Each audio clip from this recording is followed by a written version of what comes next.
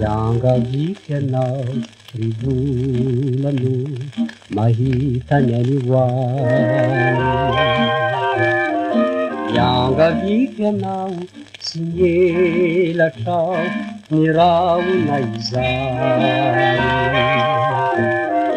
Satria toeny raha hoekeny miabakabakao tsy mialy ny tantely hiteny. Manino no hoe la singa manirery mahita hosodoko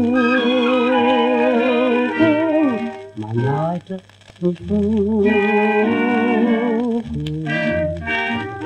Rehefa rivariva ny andro hidetika madiva ny masoandro.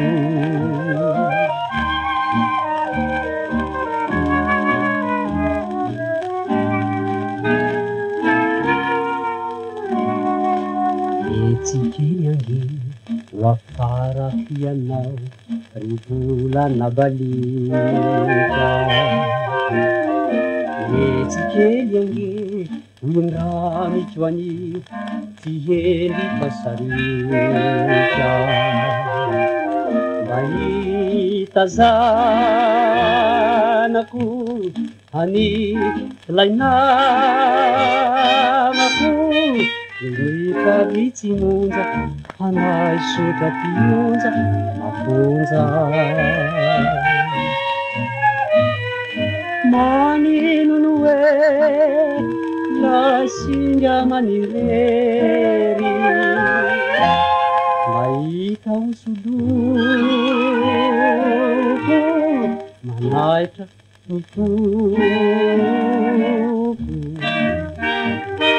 Rehefa rivariva ny andro hidetika madiva ny masoandro.